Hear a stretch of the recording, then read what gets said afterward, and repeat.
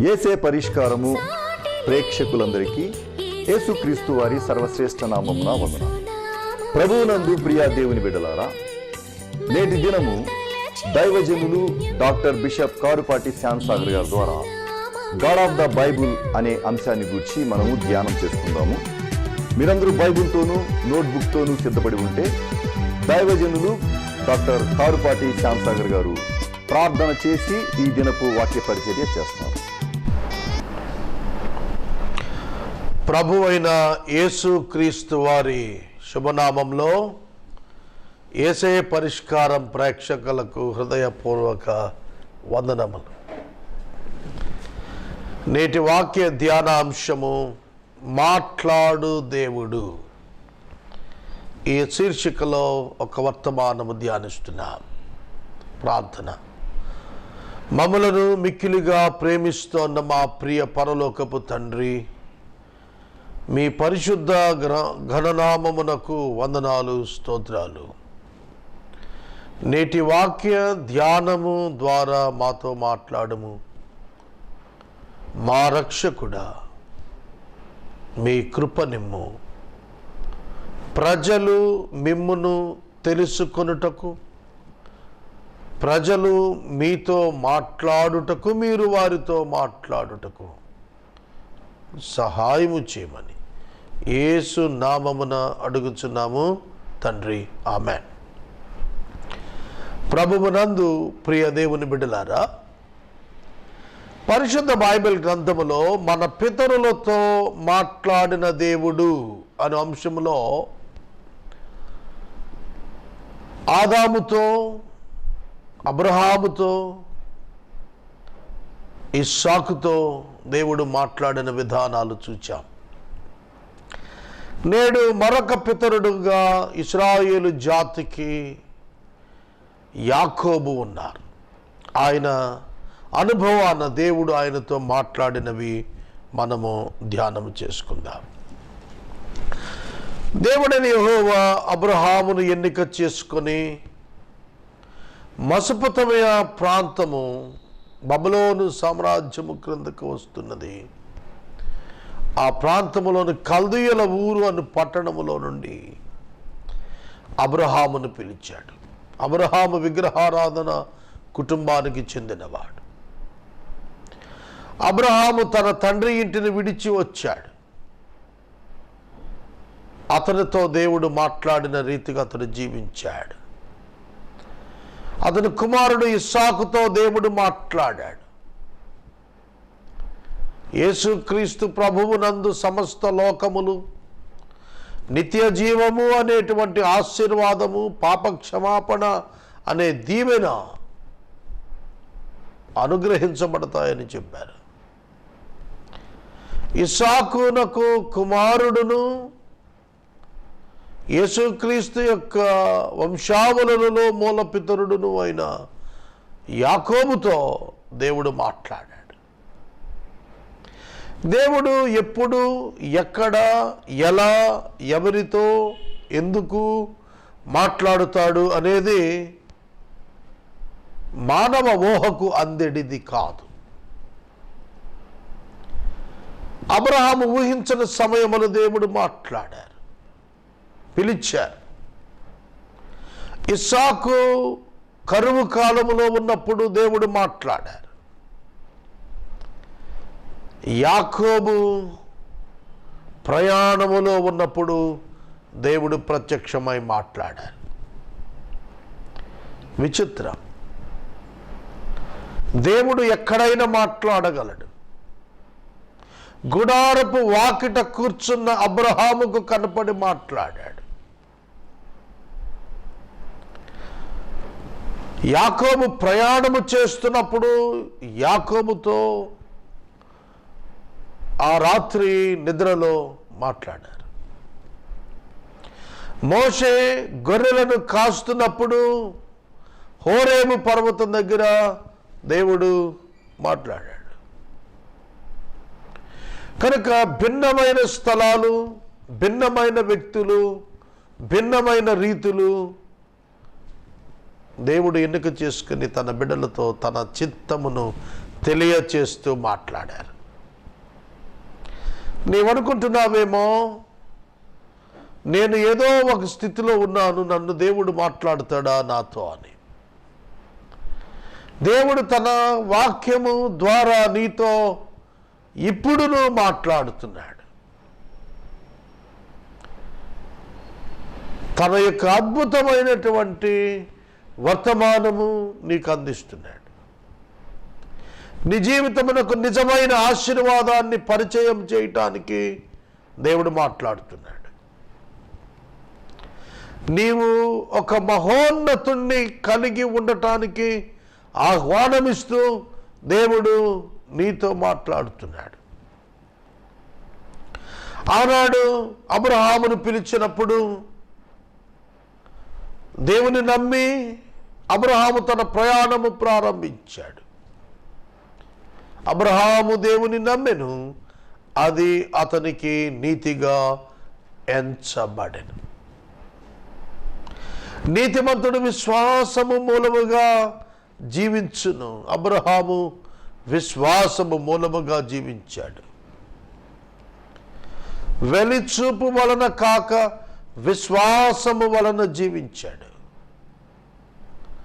పరిస్థితులను బట్టి కాక ప్రభువును బట్టి జీవించాడు. దేవుడు మాట్లాడిన నరులు ధన్యులు. యాకోబు అను మాటకు అర్థము మోసగాడు. తల్లిదండ్రులే ఆ పేరు యాకోబునకు పెట్టినారు. తన సోదరుడైన ఏశావుతో గర్భములో ఉండగానే జ్యేష్ఠత్వము కొరకు పోరాడినటువంటి ఘనుడు. యాకోబు తన అన్న అయిన ఏశావును మోసం చేశాడు. తన తండ్రి అయిన ఇస్సాకును మోసం చేశాడు. ఫలితంగా ఏశావు అతనిపై పగబట్టి చంపపూనాడు. తల్లి రిబకా తండ్రి అయిన ఇస్సాకునొద్దకు తన కుమారుని పిలిపించి తన సోదరుడైన లాబానునొద్దకు వెళ్ళి అక్కడ ఒక కుమార్తెను వివాహం చేసుకునమని చెప్పించింది. ఒక ప్రక్క సోదరుడు ఏశావు పగబట్టి తరుముతున్నాడు, చంపదూస్తున్నాడు. తల్లిదండ్రులను వదిలిపెట్టి, స్వగ్రామమును వదిలిపెట్టి, ఇండ్లు వాకిలు వదిలిపెట్టి లాబాను అను తన మేనమామ గారింటికి ప్రయాణం అయిపోతున్నాడు. లాబాను అని తన మేనమామ గారింటికి వెళుతున్న సందర్భంలో ఒక స్థలము యొద్దకు వచ్చినప్పుడు రాత్రి వేళ యాకోబు నిద్రకు ఉపక్రమించి తల క్రింద ఒక రాతిని పెట్టుకున్నాడు. ఒక మాటలో చెప్పాలంటే మరణ భయంతో పారిపోతున్నాడు. ఇన్సెక్యూర్డ్ లైఫ్లో పరుగులు పెడుతున్నాడు. భవిష్యత్తు అగమ్యగోచరమై పరుగులు పెడుతున్నాడు. మరొక దేశమునకు, మరొక ప్రాంతమునకు, మరొక భాష కలిగిన చోటకు వెళ్ళాల్సి వచ్చింది. The life is very beautiful. జీవితం చాలా అందమైంది. భిన్న వ్యక్తులు, భిన్న స్థలాలు, భిన్న సంస్కృతులు, మార్వలెస్. ఒక వ్యక్తికి దేవుడు పరిచయం చేయటానికి ఇష్టపడతాడు. అబ్రహాము కల్దీయుల దేశంలో కల్దీయుల భాష మాట్లాడేవాడు. హెబ్రీ స్థలములోనికి తీసుకుని వచ్చాడు అబ్రహాముని. ఐగుప్తుకు తీసుకెళ్ళాడు, ఈజిప్షియన్ లాంగ్వేజ్ విన్నాడు.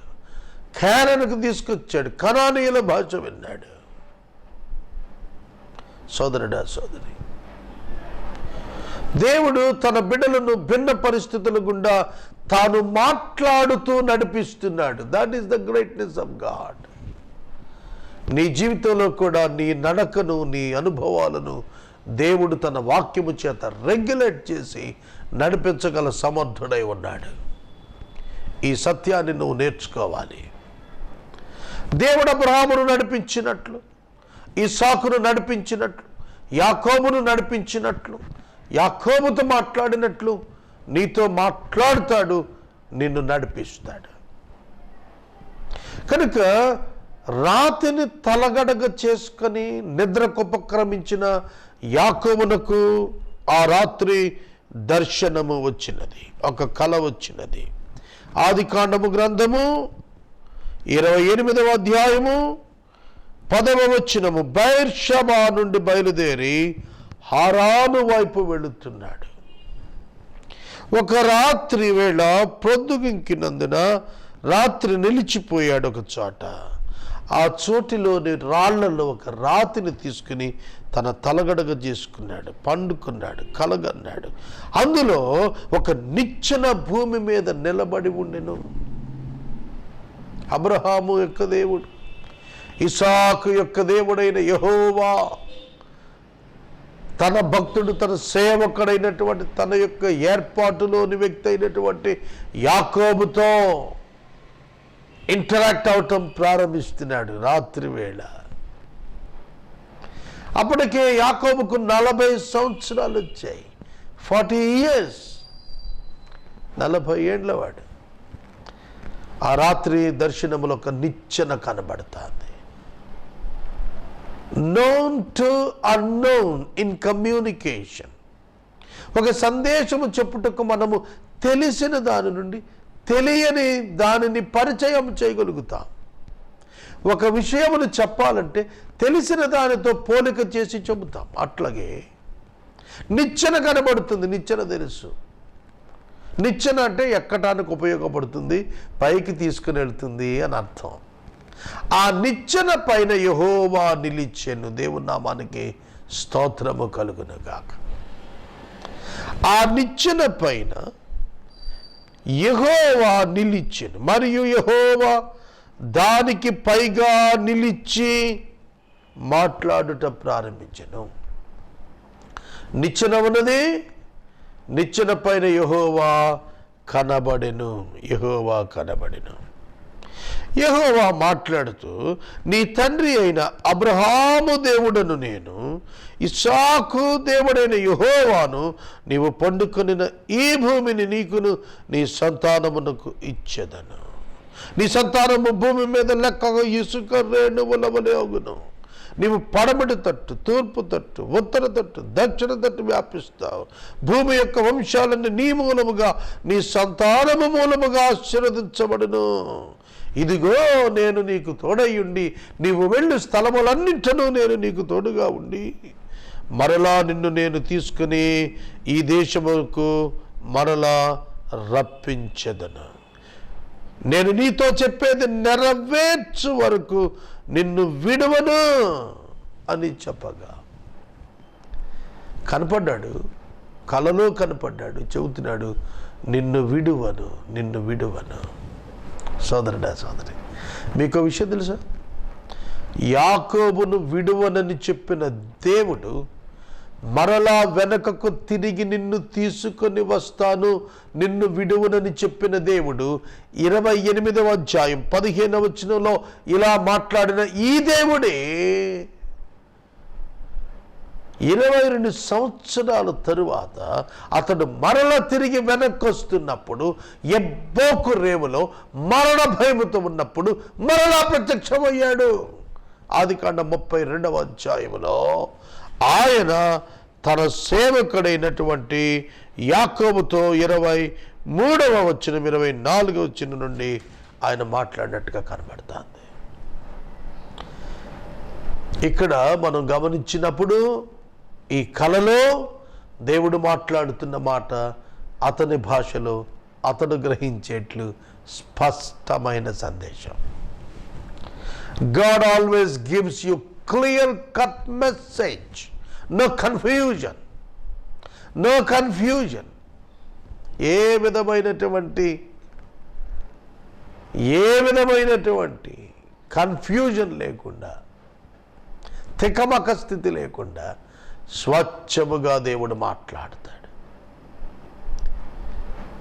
పితరులతో మాట్లాడిన దేవుడు, తనను గురించి ఇంట్రడ్యూస్ చేసుకున్నప్పుడు నీ తండ్రి అయిన ఇస్సాకు దేవుడను, అబ్రహాము దేవుడను, యెహోవాను నేను నీతో మాట్లాడుతున్నాను. నేను చెప్పినది నెరవేరే వరకు నిన్ను నేను విడవను. I will be with you, I can't leave you. What a great God we are having. ఎటువంటి దేవుణ్ణండి మనం కలిగి ఉన్నది, ఎటువంటి మహోన్నతుడండి మనం కలిగి ఉన్నది. ఆలోచించమని నేను మనవి చేస్తున్నాను. ఆ విధముగా దేవుడు యాకోబుతో మాట్లాడి తన చిత్తాన్ని బయలుపరిచాడు.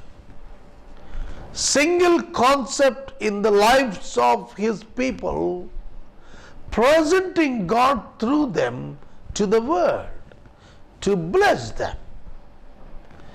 యేసుక్రీస్తు ప్రభువు ద్వారా లోకాన్ని దీవించటానికి దేవుడు తాను మాట్లాడుతున్న వ్యక్తులకు వారి జీవితాలను ఏర్పరచుకున్నట్లు అర్థమయ్యేటట్లు దేవుడు వారితో మాట్లాడుతున్నాడు. మీకు దేవుడు మాట్లాడుతున్నాడని అర్థమవుతోందా? వాక్యము నీతో వ్యక్తిగతముగా మాట్లాడుతుంది. నీవు దేవుని యొక్క కుమారుడైన క్రీస్తు యేసునందు గ్రంథమునందలి వాగ్దానములన్నీ నీకు నెరవేర్పునకు ఆమెన్ అన్నట్టుగా ఉన్నవి, అవును అన్నట్టుగా ఉన్నవని నీవు గుర్తించినప్పుడు నీ జీవిత విధానమే మారిపోతుంది. You can't have fright to anyone. నువ్వెవరికి భయపడవు. You can't think of your future and you can't fear for the future. నీ భవిష్యత్తును కొరకు భయపడవు, నీ భవిష్యత్తును గురించి చింతించవు. Hope in Christ. క్రీస్తునందలి నిరీక్షణతో ముందుకు సాగిపోతావు. లోకానికి అర్థం కాదు ఈ అనుభవం, ప్రభువును కలిగిన వానికే అర్థమయ్యేటువంటి గొప్ప అనుభవం నీవు కలిగి ఉండాలి.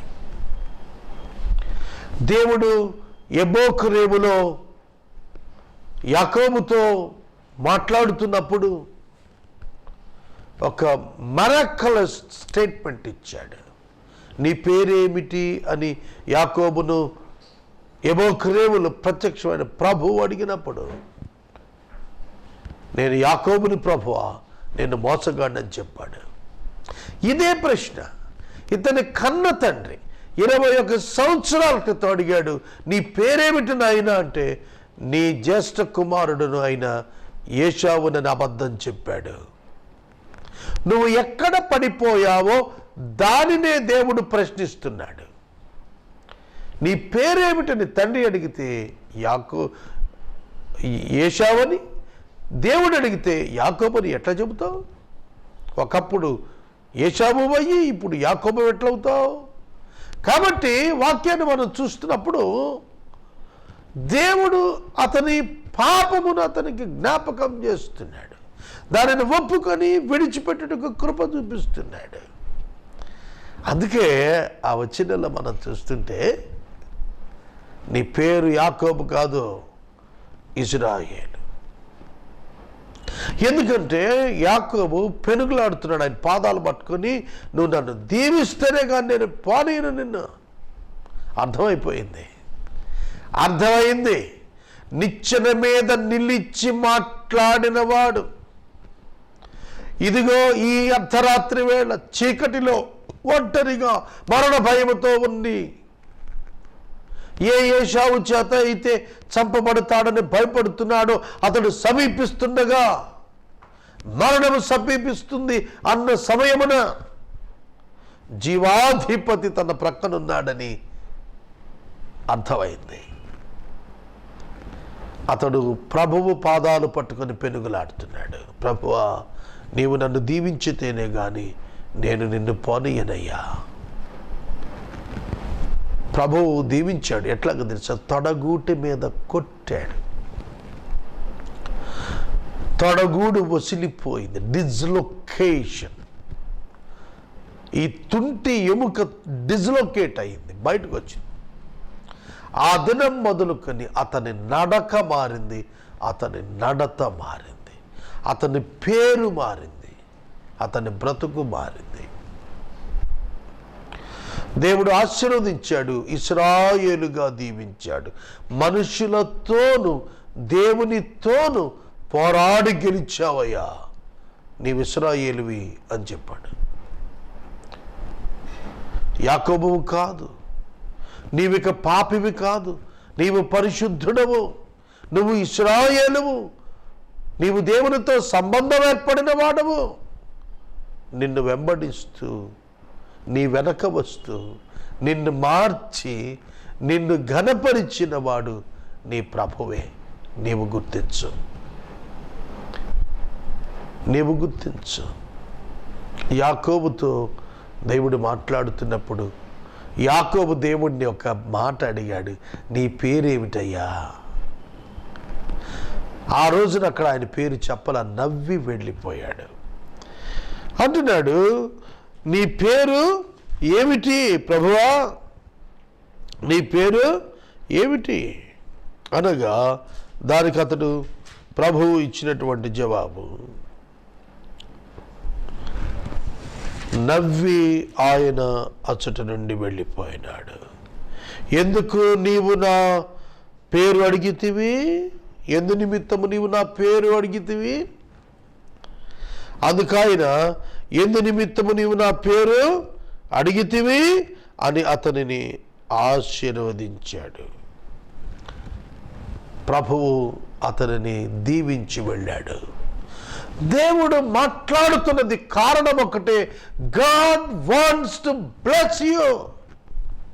That is the only reason, that is the only reason. అదొక్కటే కారణం. దేవుడు నిన్ను దీవించాలనుకున్నాడు, అదే మాట్లాడుతున్నాడు. He wants to make you as the blessing to the whole world. మనము ఇంతవరకు దైవజనులు డాక్టర్ బిషప్ కారుపాటి శాంతసాగర్ గారి ద్వారా గాడ్ ఆఫ్ ద బైబుల్ అనే అంశాన్ని గురించి ధ్యానం చేసుకున్నాం. ఈ కార్యక్రమం ద్వారా మీరు పొందుకునిచున్న ఆత్మీయ మేలులు ఒక SMS ద్వారా మాకు తెలియచేయండి. మీ ప్రార్థనా మనవులు మాకు తెలియచేస్తే యేసే పరిష్కారం కార్యాలయంలో ఏర్పాటు చేసిన ప్రత్యేక ప్రార్థనా శిబిరంలో మీ కొరకు ప్రార్థిస్తాం. మీ కుటుంబ పక్షముగా ఒక ఎపిసోడ్కు ఆర్థిక సహకారము అందించాలి అనుకునేవారు స్క్రీన్పై డిస్ప్లే అవుతున్న మా అకౌంట్ నెంబర్కి పంపించండి. పరిచర్య సాక్ష్యము ఇచ్చి దైవజనులు డాక్టర్ బిషప్ కారుపాటి శాంతసాగర్ గారు ప్రార్థన చేసి ఈ కార్యక్రమాన్ని ముగిస్తారు.